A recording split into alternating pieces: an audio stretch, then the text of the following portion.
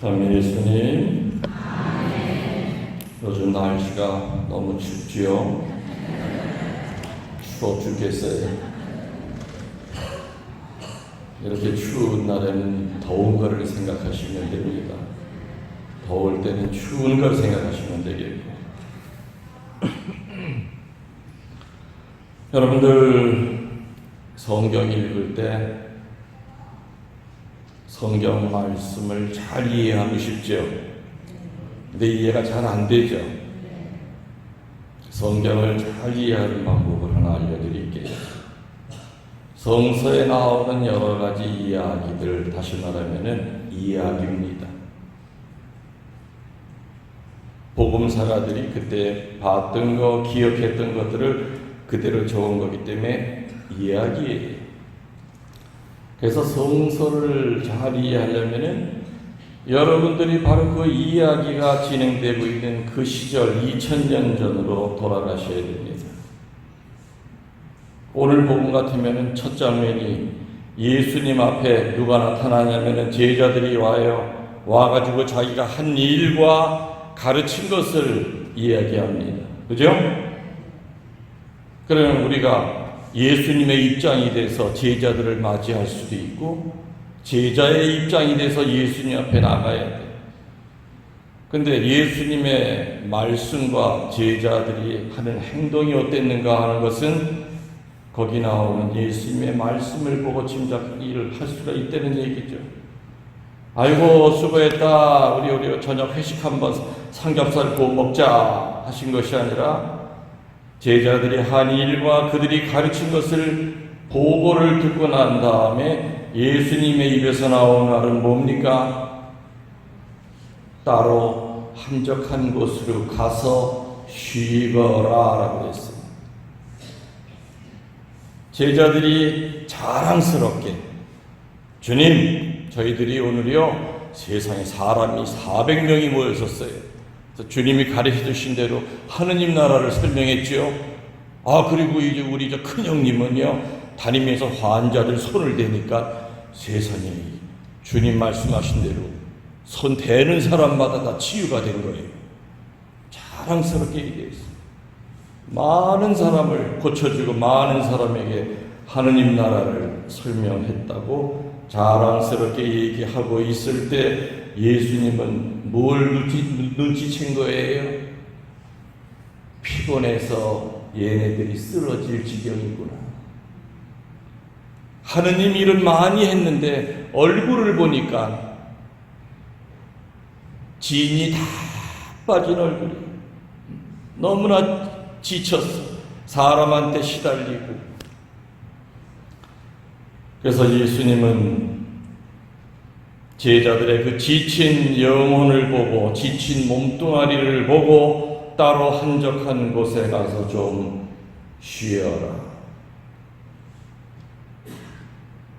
옛날 공동 번역에는 따로 한적한 곳에 가서 좀 쉬자, 같이 쉬자라는 걸 나왔지만 요즘 새로 나온 복음은 니들만 가서 딴 곳에 가서 좀 쉬어라 라고 이렇게 명령을 내려요. 공동 번역에는 같이 좀 쉬었으면 좋겠다 이렇게 나옵니다. 그러니까 여러분들이 오늘 복음을 보면서 예수님이 왜 따로 한적한 곳에 가서 쉬거라 했을까 하는 것을 머릿속에 그리시는 것이 오늘 복음을 이해하는, 오늘 복음만이 아니라 여러분들이 성경에 나오는 여러 가지 많은 이야기들이 있죠. 그 이야기 그 시대로 들어가셔야 됩니다. 예수님이 병 고치는 그 모습을 옆에서 지켜보고 있는 군중이 되어야 될 때도 있고 병 고침을 받는 여러분 당사자가 되어야 될 때도 있고, 다시 말하면 여러분이 그 이야기 속에 빠지지 않으면 절대로 성서는 가슴에 와닿지 않습니다. 저는 늘 강론을 준비할 때마다 적어도 내가 강론을 준비할 그 순간만큼은 2000년 전에 바로 예수님 앞에 서 있을 수도 있고 예수님이 될 수도 있고 예수님 앞에 서 있는 제자의 모습으로 쓰려고 애를 씁니다. 아무튼 오늘 예수님은 한 일과 가르친 것을 설명했던 제자들에게 하신 말씀이 수고했다, 애썼다가 아니라 첫마디가 따로 한적한 곳에 가서 좀 쉬거라 라고 얘기합니다. 지친 제자들에게 예수님은 제일 정확한 것을 파악한 겁니다. 우리 다음엔 어디 가서 뭐 할까가 아니지요. 다음 설교할 장소를 찾는 것이 아니라, 그게 중요한 것이 아니라 지금은 너희들이 쉬어야 될 때다. 사람이 기계가 아닌 이상 쉬어야 됩니다. 새로 된 기계도 오래 쓰면 나사가 흔들리고 고장이 납니다. 그럴진데 사람이 어찌 휴식이 필요하지 않겠습니까? 짐승들도 휴식이 필요합니다. 그래서 창조주 하느님이 뭐 할 수 있게 해놨습니까? 잠을 잘 수 있게 섭리하셨습니다. 산도 사람들이 너무 많이 돌아다니면 산이 몸살을 앓아요. 그래서 산들도 뭐가 있습니까? 아예 법으로 안식년이다. 앞으로 2년 동안은 이 산에 못 올라옵니다. 산도 지금 상처를 많이 받았기 때문에 여러분이 밟고 다니느라고 다 온몸이 멍투성이기 때문에 산도 쉬어야 됩니다 하고서는 딱 팻말을 써붙여요. 맞죠? 또 직업마다 다르지만 안식년이라고 하는 게 있어요. 신부님들은 교회법적으로 10년에 한 번씩 1년을 쉬게 돼 있어요. 저는 35년을 살았기 때문에 적어도 3년을 쉬었어야 되는데, 내가 등신인지 아니면 교회법이 잘못됐는지 한 번도 못 쉬었어요. 30년을 갖다가 피정지도를 하고 강의를 했기 때문에 이 목도 쉬어야 돼요. 목 안식년이 필요해요. 목 안식년. 20여 년 전에 하도 편두통이 심하고 머리가 아프고 진통제를 먹어도 낫질 않아. 그래서 뭐 정신신경과도 가보고 그래도 뭐 별 이상 없다는 거예요. 근데 그렇게 머리가 아픈 걸 어디서 찾아냈느냐? 내가 어느 날 피정하면서 요즘 이상하게 이렇게 머리가 많이 아프다 그랬더니 그 테이프를 저기 저 전주에 있는 어느 치과 의사가 들었어. 그 치과 의사가 그거 전문이에요. 그랬더니 이 양반이 어느 날 일요일 날 배낭에다가 간단한 도구들을 짊어지고 미사에 와서 미사 끝나고 난 다음에, 신부님 제가 전주에 있는 치과 의사인데 신부님 테이프를 들으니까 원인을 제가 압니다. 잠깐만 시간을 내다니 사제관에 들어갔더니 손가락을 입안에다 집어넣어서 누르는데 죽는 줄 알았어. 딱 몇 번 눌러보더니, 신부님 위턱과 아래턱 사이에 조인트가 있는데 그게 지금 다 닳아서 나갔습니다. 근데 위턱과 아래턱 사이로 신경이 머리 위로 하나가 올라간대요. 근데 이게 그 조인트가 전부 다 닳아버리니까 이게 위턱 아래턱이 붙어버리니까 신경이 눌려버리니까 산소 공급이 안 되다 보니까 머리가 아프대요. 깜짝 놀랐어요. 그래서 그 양반 하는 얘기가 권투 선수들은 많이 맞기 때문에 이게 나간대. 그래서 그런 사람들은 많이 찾아온대. 그리고 또 어떻게 하다 엎어져가지고 또 이게 그 뭐 TM 조인트라고 그러든가 뭐 의학물도 조인트가 나간대. 그리고 최근에는 어느 수녀님이 첫 휴가를 맡아서 왔는데 너무너무 오징어가 먹고 싶은 거예요. 그래서 오징어 한 죽을 사서 다 먹다가 조인트가 나가서 왔대. 세상에 얼마나 오징어를 먹고 싶었으면 친정에 와서 오징어 한 죽을 먹다가 그렇게 움켜쥐고 왔대요.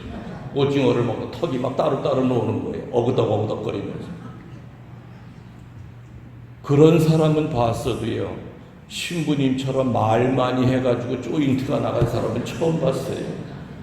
그러면서 그 의사가 아무튼 치료는 치료대로 받으셔야 되지만은 중요한 것은 목 안식년을 가지셔야 됩니다. 말을 하시면 안 됩니다. 아무리 치료를 해도 계속해서 이게 턱이 왔다 갔다 하면서 말이 나오다 보면 쇠로 된 나팔 나사도 시간이 지나면 풀어져서 소리가 안 나오는 판인데 신부님 몸뚱아리는 쇠가 아닙니다. 그래서 입안에 뭐 무슨 스프린터인지 뭐 그거 하나를 끼워주고 갑니다. 이게 위턱 아래턱이 붙으니까 밤에 잘 때도 입으로는 숨을 못 쉬고 코로만 쉬다 보니까 산소가 조금 들어가는 거예요. 뇌 속. 그러니까 머리가 아프다는 거예요. 밤에 잘 때 입을 벌리고 자게끔 이렇게 뭘 하나 권투 선수들 마우스피스 같은 거 입에다 끼워주고 이렇게 바로 그 자리에서 만들어서 대충 끼워주고 갑니다. 근데 저는 이제 지금 위턱 아래턱 그건 이제 놨어요. 그분 덕분에. 그때 많은 사람을 내도 소개해줬죠. 딴 데 가서 못 알아채요. 그때만 해도 그게 치과 쪽의 건지 아니면 신경, 외과 쪽의 분야인지 의사들도 되게 막 헷갈려 했었어요. 신경 지나가는 걸로 봐서는 신경외과 쪽인데 입안에 있다 보니까 이게 치과 쪽이에요. 근데 그 의사는 외국에서 그거를 유명한 대학에서 공부를 하고 온 사람, 한국에 몇 안 되는 사람이었어요. 또 전주 쪽으로 다 몰려가겠네. 혹시 이 방송 그 의사님이 들으시면은 광고비는 확실히 좀 주시기 바랍니다. 아무튼 다시 얘기로 돌아오면 창조주 하느님은 세상 모든 만물을 쉬게 했죠. 그래서 일할 수 있는 낮을 줬고 쉬게끔 뭘 줬어요? 밤을 줬어요. 오늘 예수님이 쉬자고 하셨을 때 그 쉼은 분명히 여러 가지 뜻이 있을 겁니다. 크게는 두 가지입니다. 육신의 쉼과 영적인 쉼이에요. 일상적으로 육신이 쉰다고 하는 건 뭡니까? 일로부터 물러나서 거리를 두고 몸을 쉬게 하는 휴식입니다. 맞습니까? 이때는 절대적으로 잠도 필요하고 음식도 필요하고 뭐 때로는 사람에 따라 뭐 음악이라든지 뭐 이런 것도 필요할 겁니다. 또 가벼운 운동도 필요합니다. 한마디로 지친 육신에 힘을 주는 쉼이 바로 육신의 쉼입니다. 예수님이 가서 쉬어라 할 때는 이 첫 번째 뜻도 분명히 들어가 있는 거예요. 사람 만나다 보면 밥을 못 먹어요. 맞죠? 밥대를 놓쳐요. 계속해서 굶고 있는 거예요. 가서 밥도 좀 먹고 잠도 좀 자고 그리고 뭐 가볍게 운동도 하고 뭐 그런 뜻이야. 지친 육신에 힘을 주라는 뜻이 바로 첫 번째 육신의 쉼입니다. 그런데 문제는 필요가 그렇게 해서 풀렸다 하더라도 마음의 평화와는 그 육신의 쉼이 별 관계가 없을 때가 있습니다. 사는 것 자체가 그냥 쉬는 거예요. 백수라든지 백조들, 백수가 뭔지 아세요? 할 일이 없어.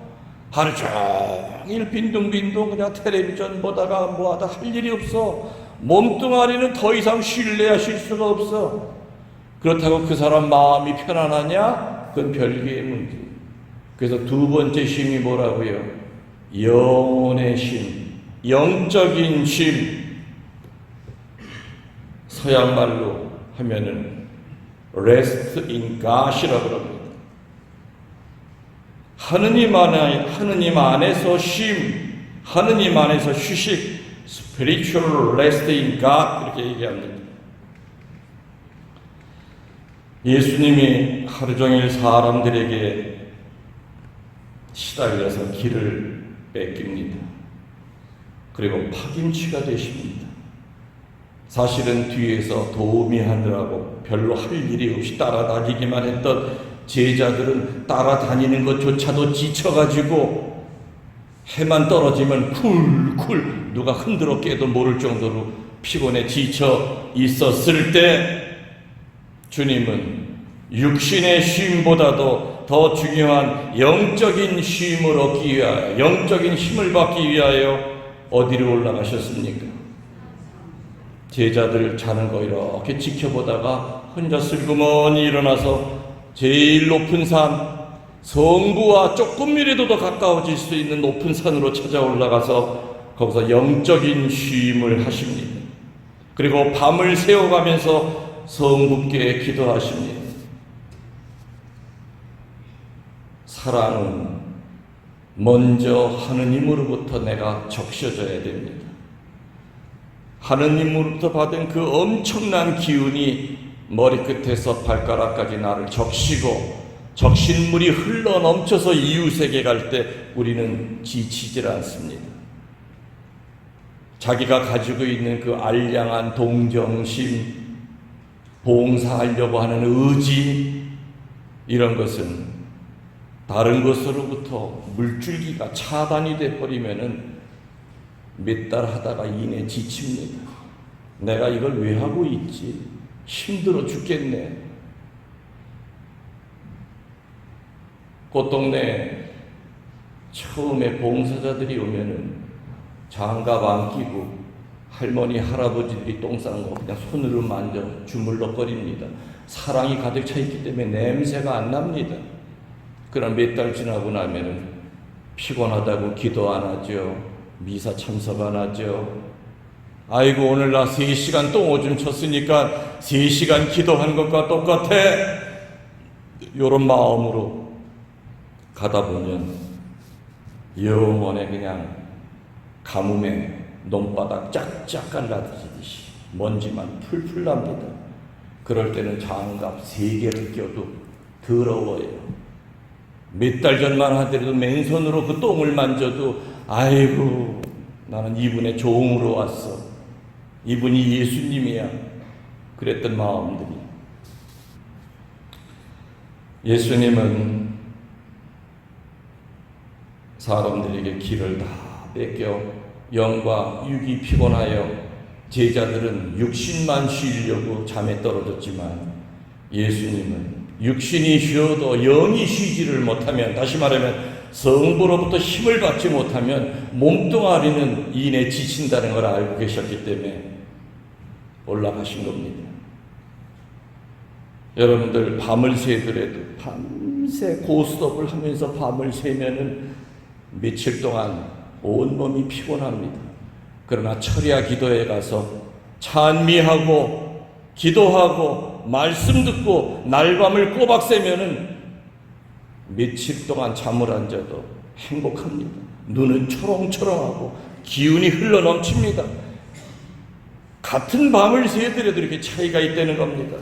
다시 말하면 소비적인 휴식이 아니라 창조적인 쉼을 예수님을 찾았던 겁니다. 소비적인 휴식을 서양말로 spontaneous rest라고 합니다. 창조적인 쉼은 creative rest라고 합니다. 세상에는 분명히 때가 있습니다. 나서야 할 때가 있으면 물러서야 할 때가 있고, 나타나야 할 때가 있으면 숨어야 할 때가 있고, 말해야 할 때가 있으면 침묵해야 할 때가 있습니다. 능동의 때가 있으면 수동의 때가 있습니다. 능동을 우리들은 서양말로 액션이라고 합니다. 수동을 패션이라고 합니다. 예수님의 순환을 패션이라고 그러죠. 내 힘으로는 아무것도 할 수가 없는 겁니다. 우리 영혼도 능동의 때가 있고 수동의 때가 있을 겁니다. 그래서 영혼의 휴식을 우리들은 수동의 휴식이라고 합니다.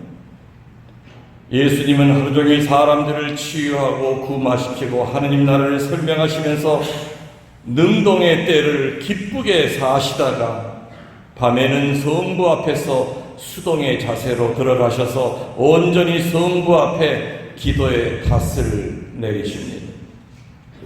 넓게는 3년 동안 능동의 때를 사셨고 유다의 배반으로 포졸들에게 잡혀가서 돌아가시기까지 시간을 우리는 대략 18시간으로 봅니다. 예수님이 잡히시는 그 순간부터 예수님이 할 수 있었던 건 아무것도 없었습니다. 수동의 모양으로 바뀝니다. 패션의 상태로 들어가십니다. 겟세마니에서부터 잡혀가고 모욕당하고 십자가에서 돌아가실 때까지의 그 18시간 동안 주님이 하실 수 있는 건 아무것도 없었던 겁니다. 그저 끌려다니기만 하고 매를 때려도 맞을 수밖에 없었고 십자가를 등에다 짊어져도 거부할 수도 없었고 내가 할 수 있는 건 아무것도 없는 수동의 시간이 된 겁니다. 그러나 그 패션의 18시간이 어찌 보면 3년 동안의 능동의 시간보다도 성부께 더 가까이 가셨던 시간이었을 겁니다. 그래서 영적인 쉼을 우리들은 포기의 시간이라고 부릅니다. 단순히 실컷 먹고 음악 듣고 운동하고 그것만이 우리들에게 평화를 주는 건 아닐 겁니다. 일로부터 사람으로부터 거리적으로 시간적으로 물러서서 여기까지는 육신의 쉼입니다. 그러나 그 다음에 뭐냐? 하느님 앞에 서서 기도하면서 사람을 포기하고 일을 포기하는 은총을 통하여 나를 하느님으로 채워나가는 그 과정이 바로 영적인 쉼입니다. 그래서 교회는 피정이라고 하는 그런 프로그램을 마련했고, 피정 때도 우리는 육신의 쉼이 아니라 영적인 쉼의 상태에 들어갑니다. 내 마음의 평화가 없는 것이 무엇인지를 하나하나 분별해 줍니다.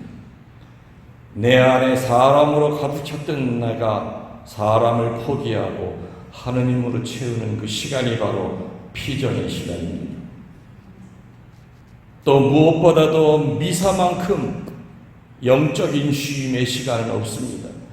지금 여러분들은 일주일에 이거 1시간 동안 마지못해 나와 있는 게 아닙니다. 여기 안 나오면 성사 보는 게 지겨워서 나와 있는 게 아닙니다. 성부로부터 힘을 받은 예수님처럼 세상으로부터 찌들려 살다가 적어도 이 미사 시간에는 말씀과 성체를 통하여 우리는 힘을 받을 겁니다. 돌아나갈 때는 성당 들어올 때 얼굴과는 달라야 됩니다. 그래, 해보자. 까짓것 죽기밖에 더 하겠어. 고통아, 내가 너한테 안 진다. 십자가야, 내가 너 반드시 지고 골고다로 올라가네 부활할 거다. 우리 주님이 그렇게 사셨으니 오늘 미사 때 주님이 내 몸과 피가 되고 말씀으로 나를 키워주셨으니 절대 나는 어둠과 지지 않을 것이다. 성지 순례도 영혼의 쉼의 한 부분입니다. 성체 조배도 영혼의 쉼입니다.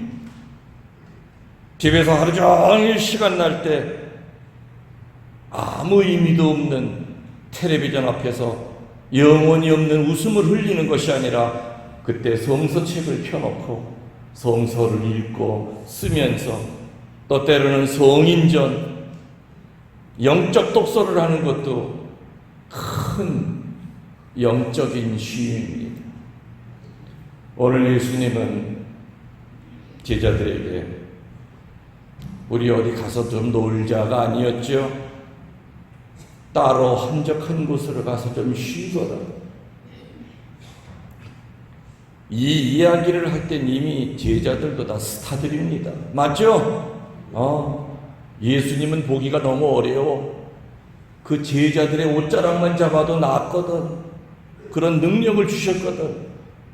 12명 제자가 다 하나하나 스타들이야. 얼마나 많은 사람이 쫓아다니는지 모릅니다.